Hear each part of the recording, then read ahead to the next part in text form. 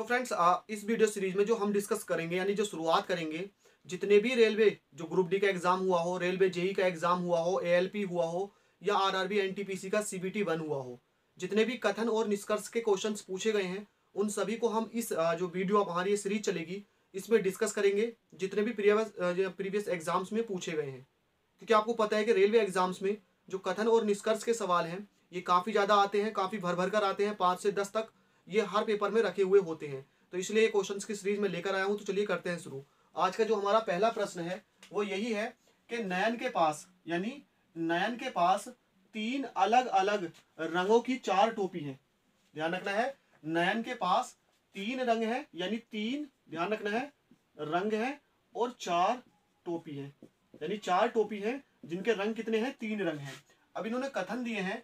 जो पहला कथन है कि नयन के पास 2 सफेद टोपी हैं, यानी 2 यहाँ पे हैं सफेद, ठीक है, 2 यहाँ पे कितनी हो गई, सफेद हो गई। दूसरा कथन यहाँ पर इन्होंने दिया है कि उसके पास नीली टोपियों की संख्या वैज टोपियों के बराबर है। तो नीली टोपियों की संख्या यानी नीली बराबर वैज, ये यहाँ पर कहा गया है। अब देखिए कथन में क्या होता है, यही होता है कि केवल एक सत्य है, केवल एक और 2 सत्य है, केवल 2 सत्य है, यहाँ दोनों ही सत्य है नहीं है, दोनों ही क्या है, अलग है, ठीक है। तो देखिए अब सबसे पहले हम इस पर आते हैं। इन्होंने क्या कहा था कि 3 रंग की 4 टोपी है, ठीक है। पहला कथन था कि 2 सफेद है। अब देखिए 2 तो हो गई सफेद, तो बाकी शेष टोपी कितनी बची भाई, 2 टोपी बची। और कलर भी कितने बचे, 2 कलर। तो एक हो गई वैज और एक हो गई नीली, यानी एक नीली और एक बैज, क्योंकि सफेद 2 हो गई।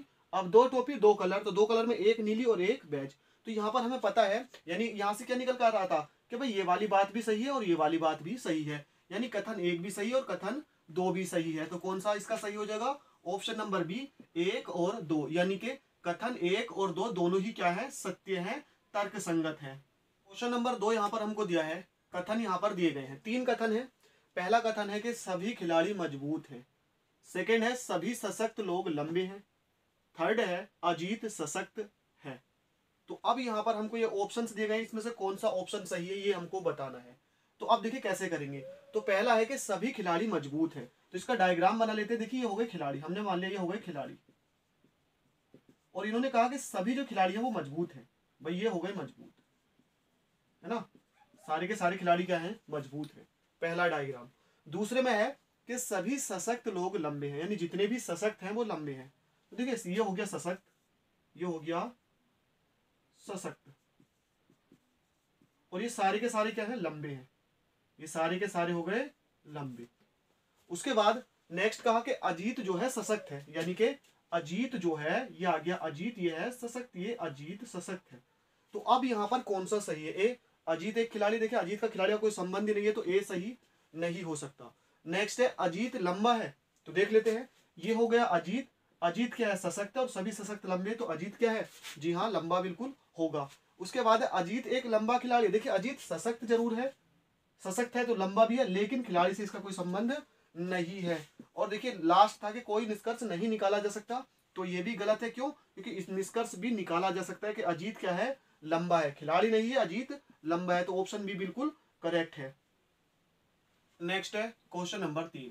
इसमें दिया गया, देखिए पहले हमको दिया गया विवरण, विवरण में दिया गया है पहला कि बच्चे कभी कभी शरारत करते हैं, यानी बच्चे कभी कभी क्या करते हैं, शरारत करते हैं। सेकंड दिया गया है माताएं पागल लोगों की तरह अपने बच्चों पर चीखती हैं। ध्यान रखना है, पहला जो यहाँ पर हमको विवरण दिया गया है, या यूं कह सकते हैं कथन दिया गया है कि बच्चे कभी कभी शरारत करते हैं।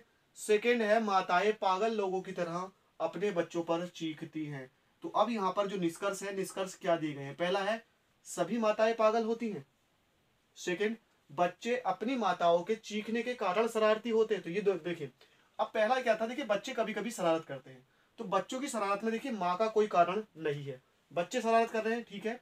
तो यहाँ पर देखिए बच्चे अपनी माताओं के चीखने के कारण शरारत करते हैं, तो बच्चे कभी कभी शरारत कर रहे हैं, लेकिन यहाँ पर ये मेंशन नहीं है कि वो माँ के चीखने के कारण शरारत कर रहे हैं। तो ये जो सेकंड वाला होगा ये बिल्कुल गलत होगा, ठीक है, बिल्कुल क्या होगा, गलत होगा। ऐसे ही सेकंड था माताएं पागल लोगों की तरह अपने बच्चों पर चीखती हैं, तो यहाँ पर सभी माताएं पागल होती हैं, ऐसा नहीं है। माताएं कब चीखती हैं, जब बच्चे शरारत करते हैं, तो माताएं इसका मतलब ये नहीं कि पागल होती है, वो पागल लोगों की तरह यहाँ पर ये कहा गया है कि चीखती है कब, जब बच्चे शरारत करते हैं। तो इसका ये मतलब नहीं कि सारी की सारी माताएं पागल होती है, बिल्कुल गलत है। तो दोनों कथन यहाँ पर गलत है, तो हम कह सकते हैं कि 1 और 2 अनुगमन नहीं करते हैं, यानी दोनों के दोनों अनुगमन नहीं करते हैं, दोनों के दोनों क्या है, गलत कथन है।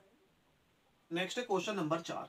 इसमें हमको कथन दिया है कि कार जैसे मोटर वाहनों की वजह से प्रदूषण कई गुना बढ़ जाता है, यानी कार जैसे मोटर वाहनों की वजह से प्रदूषण कई गुना बढ़ जाता है। देखिए ध्यान रखना है, जितने भी कथन और निष्कर्ष के सवाल आते हैं इनका आपको बहुत अच्छे से पहले उनको पढ़ना है, समझना है, उसके बाद आपको जवाब देना है, क्योंकि काफी ज्यादा इस तरह के क्वेश्चंस गलत भी होते हैं।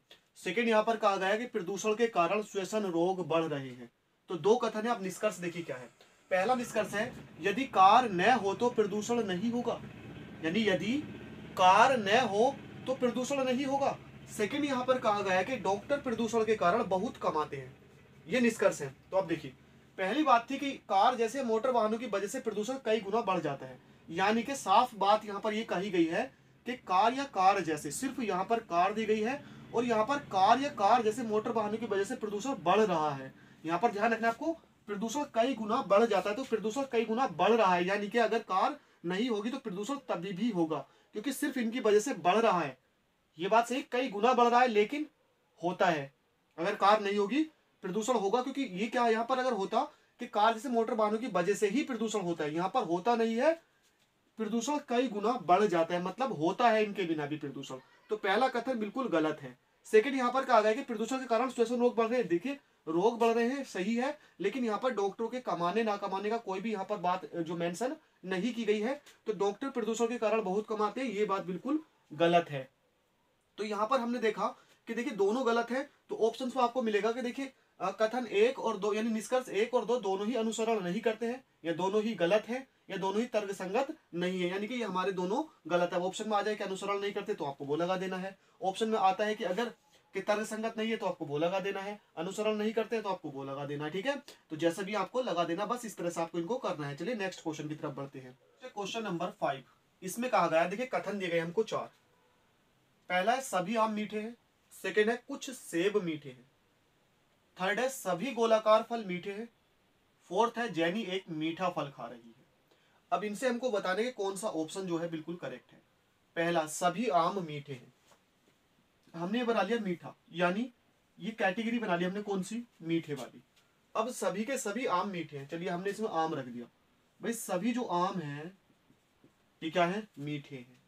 आगे है सभी गोलाकार फल मीठे हैं, तो हमने यहाँ पर गोलाकार फल, यहाँ पर क्या लिख दिया, गोलाकार, ठीक है गोलाकार। और कहा था कि कुछ सेब मीठे हैं, तो सेब जो है, कुछ ही सेब जो है मीठे हैं, ये क्या हो गए, कुछ सेब मीठे हैं।